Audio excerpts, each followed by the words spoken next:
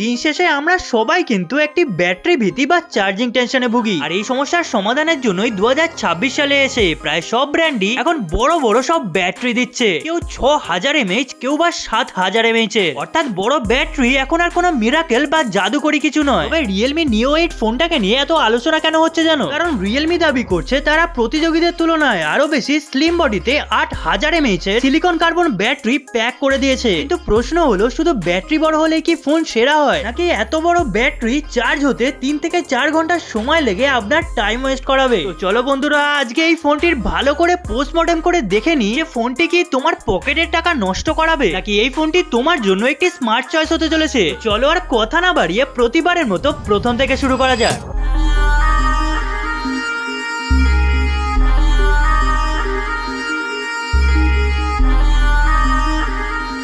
বড় ব্যাটারি মানে কি ফোনটা ইটের মতো ভারী হবে? আরে না বন্ধুরা, অবাক করার মতো বিষয় হলো Realme এখানে সিলিকন কার্বন প্রযুক্তি ব্যবহার করায় ফোনটির ওজন মাত্র 215 গ্রাম। আর হাতে ধরলে তুমি বুঝতেই পারবে না যে এর ভিতরে এত বড় একটা ব্যাটারি দেওয়া হয়েছে। আর ডিজাইনে Realme তাদের সিগনেচার সাইবার ভাইব রেখেছে। পিছনে ট্রান্সপারেন্ট ডিজাইন আর কাস্টমাইজেবল RGB লাইট গেমারদের কিন্তু খুবই পছন্দ হবে। তবে হ্যাঁ, ফোনের ক্যামেরা বাম্পারটা কিন্তু বেশ বড়, যা প্লেন সারফেসে রাখলে ফোনটা একটু নড়বড় করবে। আর পিছনে গ্লাস ব্যাক হওয়ার কারণে হাতের ছাপ বা আঙ্গুলের দাগ বেশ পড়ে। তো ওভারঅল ফোনের লুকসটা কিন্তু আমার বেশ ভালো লাগলো। আর ফোনটির সামনে রয়েছে স্যামসাং এর লেটেস্ট M14 OLED প্যানেল, সাথে 165 Hz এর রিফ্রেশ রেট। মানে তুমি যখন স্ক্রোল করবে বা গেমিং করবে তখন মনে হবে যেন ফোনের উপর দিয়ে মাখন স্ক্রোল করছো। সাথে 6600 নিটস এর পিক ব্রাইটনেস থাকায় আউটডোরেও ডিসপ্লে ভিজিবিলিটি থাকবে টপ নচ। ওভারঅল ডিসপ্লেটি কিন্তু কন্টেন্ট কনজাম্পশন হোক বা গেমিং, ভিজুয়াল কোয়ালিটি কিন্তু মারাত্মক থাকবে। আর গেমিং এর কথা বললেই সবার প্রথমেই মাথায় আসে প্রসেসরের নাম। তাহলে এবার দেখে নেওয়া যাক এই ফোনটিতে কি প্রসেসর দেওয়া হয়েছে। তো এই ফোনটির ভিতরে রয়েছে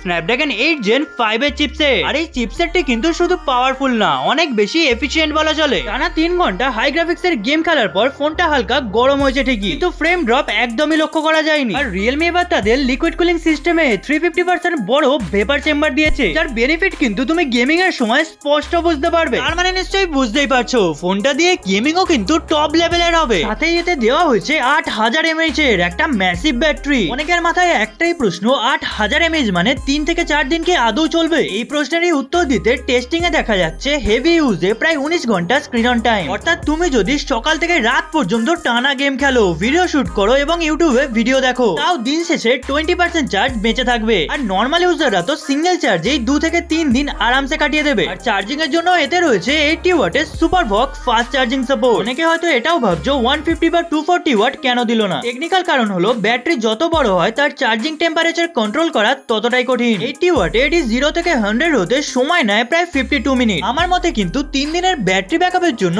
1 ঘন্টার চেয়েও কম চার্জিং টাইম একদমই ফেয়ার ডিল। এবার আসি এর ক্যামেরা সেকশনে। রিসেন্টলি আমরা যেটা দেখতে পাচ্ছি, ব্যাটারি সেন্ট্রিক ফোনগুলোতে ক্যামেরা কিন্তু ইগনোর করা হচ্ছে, কিন্তু Realme এখানে একটু তারতম্য দেখিয়েছে। এই ফোনটিতে দেওয়া হয়েছে ট্রিপল ক্যামেরা সেটআপ, 50 মেগাপিক্সেলের মেইন সেন্সর উইথ OIS, সাথে 50 মেগাপিক্সেলের 3.5x টেলিফটো সেন্সর। আর এর সাথে রয়েছে 8 মেগাপিক্সেলের একটা ultra wide sensor. Overall picture quality and clarity কিন্তু খুবই ভালো, সাথে ডাইনামিক রেঞ্জের সাথে কালার ম্যানেজমেন্ট কিন্তু খুবই ন্যাচারাল। আমাদের দেশে যখন ফোনটি লঞ্চ হবে তখন ক্যামেরাটি কিন্তু একটু ডিফারেন্ট ভাবে টিউনিং করা হবে। যাই হোক, এই ফোনটির কোন ফিচার্সটি তোমার সবচেয়ে বেশি ভালো লাগলো কমেন্ট করে অবশ্যই জানিও। আমার তো সবচেয়ে বেশি ভালো লাগলো এর ব্যাটারি ও ডিজাইনটিকে। বন্ধুরা, এই ছিল Realme Neo 8 এর বিস্তারিত রিভিউ। ভিডিওটি তোমাদের কেমন লাগলো কমেন্ট করে অবশ্যই জানাও। আর ভিডিওটি ভালো লাগলে একটি লাইক অবশ্যই করে যাও। চলো বন্ধুরা, এক্সট্রা কথা না বাড়িয়ে আজকের ভিডিওটি এখানেই শেষ করলাম। দেখা হবে পরবর্তী ইনফরমেটিভ টেক ভিডিওতে।